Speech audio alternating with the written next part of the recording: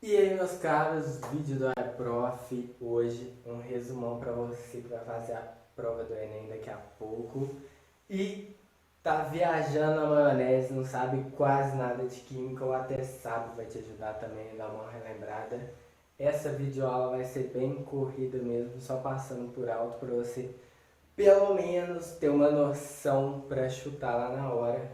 Então vamos lá. O primeiro assunto que nós vamos ver hoje é, começando lá do comecinho, aí, do início do primeiro ano, cinemática, MRU, movimento retilíneo uniforme. Toda vez que você escutar retilíneo uniforme, quer dizer o seguinte, é um movimento que ele vai sempre na mesma direção e com a mesma velocidade. A velocidade não muda, então não existe aceleração, porque a aceleração nada mais é do que a mudança de velocidade. Seja aumentando a velocidade mesmo ou até diminuindo, isso mesmo. Quando você freia, quando você começa a ir mais devagar, isso também é uma forma de aceleração, a famosa aceleração retardada. Não é brincadeira, é esse nome mesmo. Depois do movimento retilíneo uniforme tem o MRUV, que é o movimento retilíneo uniformemente variado, que aí ele sim tem aceleração. Então beleza, as equações de movimento são várias, se você quiser decorar, decora, se não quiser vai na fé. E depois a outra coisa que você precisa fazer é lembrar das leis de Newton. São 3 leis muito fáceis. A primeira é a lei da inércia, tudo que está parado tende a ficar parado. E também tudo que está em movimento tende a ficar em movimento quando nenhuma força atua ou a soma das forças é zero. Então todo corpo parado ele quer continuar parado e todo corpo em movimento ele quer continuar em movimento, se nada acontecer, certo? Segunda lei de Newton, para tirar um corpo da inércia, que é esse estado onde está sempre parado ou sempre em movimento, você precisa da ação de pelo menos uma força, e essa força ela gera uma aceleração. Como você descobre qual força, qual aceleração? Joga na fórmula física, meu amor. Força é igual a massa vezes aceleração, tranquilo? Lembrando que massa é diferente de peso. Peso é a massa vezes a gravidade. A aceleração da gravidade da Terra geralmente é 10, 9,8. Tranquilo? Terceira e última lei de Newton, a lei da ação e reação. Toda força que você faz em outro corpo, essa força ela volta para você. Se você der um golpe na parede, der um soco na parede, a sua mão vai doer. Quanto mais forte você bater na parede, mais dor você vai sentir na mão. Por quê? A mesma força que você fez na parede, ela volta na sua mão. Então a ação e reação, você tem que lembrar o seguinte, uma ação é feita para um lado e a reação ela volta exatamente na mesma intensidade para o lado contrário no corpo que fez a ação. Então um corpo faz a ação no segundo corpo e o segundo corpo provoca a reação no primeiro, que é a mesma força, só que para o outro lado, sentido inverso. Tranquilo, né? Isso leva a gente também para a próxima matéria, que é atrito. Atrito é muito fácil. Imagina quando uma superfície arrasta sobre a outra, existe o que a gente chama de atrito. E como que é esse atrito? Por que ele acontece? O atrito, imagina só, na hora que você está passando um objeto sobre o outro, esse objeto que está em cima, ele acaba arrastando no de baixo. Então, nesse processo de arrastar no de baixo, as partículas aqui da superfície vão interagindo com as da superfície de baixo e uma acaba fazendo força na outra. E aí, quando uma faz força na outra, a gente chega de novo na terceira lei de Newton, ação e reação. Então, a superfície de cima andando para cá, ela acaba empurrando a superfície de baixo para lá também, como se ela estivesse tentando arrastar junto. Isso faz com que seja gerada uma força para lá, então a reação é uma força de volta para cá. Então o atrito ele faz com que seja mais difícil para essa superfície de cima aqui continuar se locomovendo para lá. Tanto que quando você pega um corpo aqui na Terra e joga ele para frente, ele vai arrastando no chão até eventualmente parar. Se você estivesse lá no espaço onde não existe partícula nem de ar, nem de nada, não existe nada, só o vácuo, você pegar qualquer coisa e jogar para frente, o negócio ele vai se mover para sempre. Ele vai vagar, movimento retilíneo uniforme com a mesma velocidade para sempre. Porque não tem atrito, não tem resistência do ar, que também é uma forma de atrito.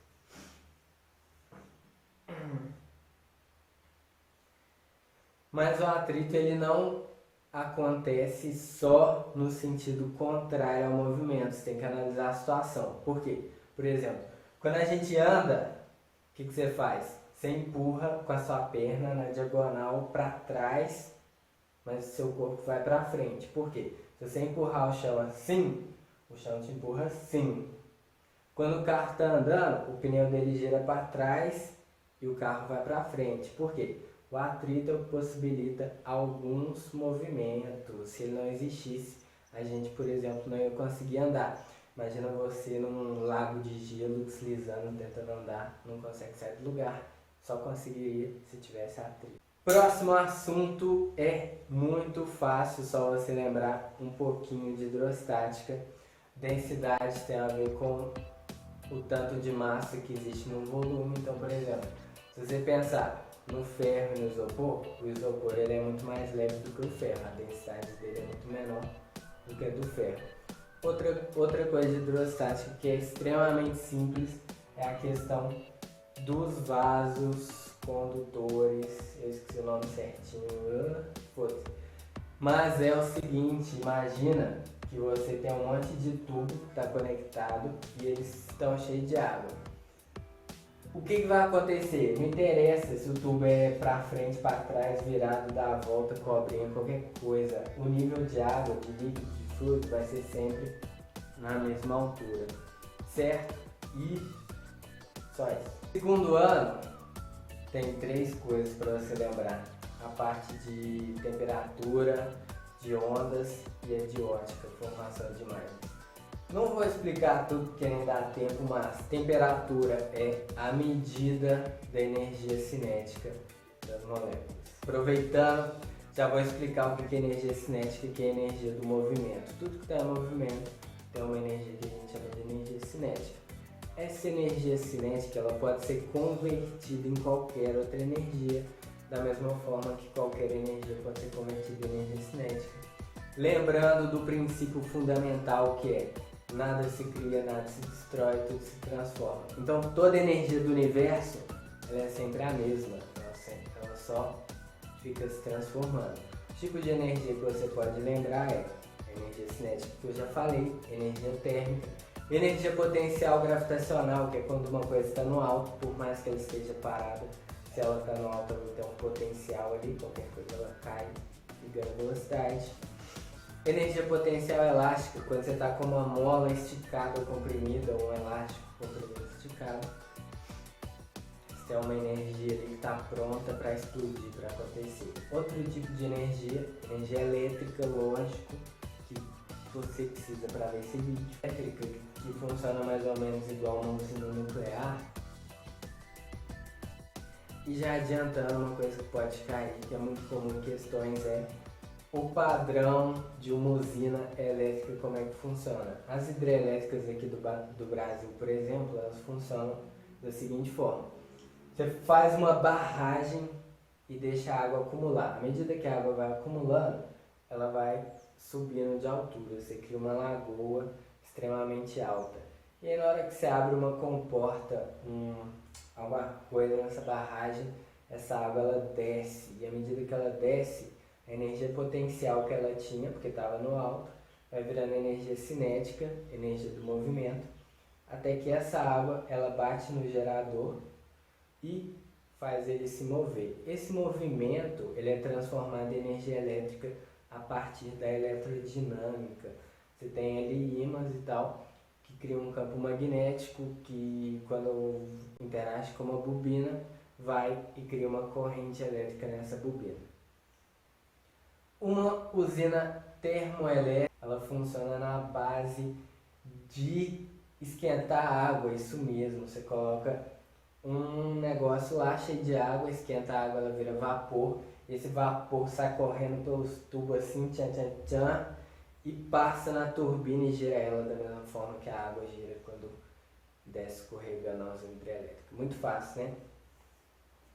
Então, voltando para a parte de temperatura, o que você precisa lembrar? Temperatura é a medida de agitação das moléculas, né? Quando a gente fala, tal coisa está com 30 graus, 20 graus, tá 0 graus, é o tanto que a molécula está agitada. Se ela estiver muito frenética, aí ela está quente. Se ela estiver mais paradinha, ela está fria. Fácil, né? Muito fácil. E o calor é a transferência de energia de um corpo para o outro. O calor ele sempre passa do mais quente para o mais frio. Próxima matéria, ondulatória. Ondas se propagam sem levar Ondas se propagam sem levar massa, sem levar partículas, elas só levam energia. Então, quando uma onda está se propagando, não tem uma partícula que vai acompanhando ela não. As partículas elas só ficam vibrando, geralmente na transversal. Os 3 fenômenos ondulatórios que existem são reflexão, quando uma onda bate e volta, refração, quando uma onda sai de um meio e passa para o outro, por exemplo, está no ar e passa para a água, aí o que acontece? Faz assim, ó, tchan, tchan. A água ela tem mais densidade, ela é mais difícil da onda passar, então na hora que o raio chega lá, ó, tchan, tchan, ele perde velocidade, porque é mais difícil dele andar na água, e ele acaba que sofre um desvio na sua trajetória também. E o outro fenômeno ondulatório importante é a difração, que é quando uma onda ela passa por uma fenda e ela se abre, ela vai se propagando normalmente. Igual você, por exemplo, se você falar aí de dentro do seu quarto com a porta fechada, o som da sua voz vai atravessar qualquer fresta da janela, qualquer fresta da porta e vai se propagar em todo o próximo cômodo, fora aí da sua casa. E uma pessoa que não está nem te vendo, ela consegue ouvir a sua voz. Por quê? O som, a onda do som vai abrindo, vai se propagando. Aproveitando só uma onda mecânica, precisa de um meio para se propagar. Então aqui eu falo, se não tivesse o ar para a vibração do som se propagar, ninguém ia escutar o que eu estou falando. Se você falar lá no espaço, ninguém vai escutar. E a propagação de uma onda mecânica ela vai mais rápida no sólido, mais ou menos no líquido e mais devagar no gasoso. Por isso que o médico coloca aquele negócio de metal no ouvido e coloca no seu coração para escutar seu coração. Porque lá de longe, só porque tem um fiozinho de metal conectado, ele já consegue ouvir o som dos seus batimentos cardíacos, porque esse som se propaga melhor no sólido ali. E o outro tipo de onda é o eletromagnético, que é uma onda que não precisa de meios para se propagar. O que seria uma onda eletromagnética? Sinal de televisão, de rádio, de Wi-Fi, é a luz que chega lá do Sol e vem na Terra, é todo tipo de radiação, é uma onda eletromagnética. Tranquilo, né? Formação de imagem é mais complicado, tem um monte de desenho para associar. Mas se pedir para desenhar alguma coisa e descobrir onde é que está alguma imagem, tenta sempre fazer esse risco aqui, ó, que ele bate no espelho, bate na lente, o que for, e volta no foco. Você faz um que vem reto e passa no foco e um que vem na diagonal passando no foco e volta reto. E você consegue montar uma imagem legal. Tranquilo? Se for um espelho plano, muito mais fácil. Tudo que bate volta do mesmo tanto, e a distância que você tiver do espelho, a imagem que é formada está do espelho também. Então se você está a 2 metros de um espelho, a imagem sua formada pelo espelho está a 2 metros para trás do espelho. Então você está a quantos metros da sua imagem? 2, 2, 4, fácil. Terceiro ano agora traz pra gente a parte de elétrica, de eletromagnetismo. E elétrica deriva aí do elétron, porque todo átomo ele tem os elétrons, que são partículas de carga negativa, e esse elétron ele pode tranquilamente sair de um átomo e passar para o outro. E essa movimentação de elétrons entre os átomos é justamente a eletricidade, a corrente elétrica. E aí, meu caro, como é que você precisa lembrar dessa história toda? Um átomo estável, ele tem o mesmo número de prótons e de elétrons. Se estiver faltando elétrons, o átomo está positivo. Se estiver sobrando elétrons, o átomo ele vai estar negativo. Todo átomo que tiver com alguma carga, seja positiva ou negativa, ele vai gerar um campo elétrico em volta dele. E qualquer elétron que passar ali perto, ele vai ser atraído ou repelido. Se o campo for positivo, ele puxa os elétrons que são negativos, e se o campo for negativo, ele joga os elétrons fora. Tranquilo, tranquilo, né? Esse campo elétrico, olha que coisa doida, ele também gera um campo magnético.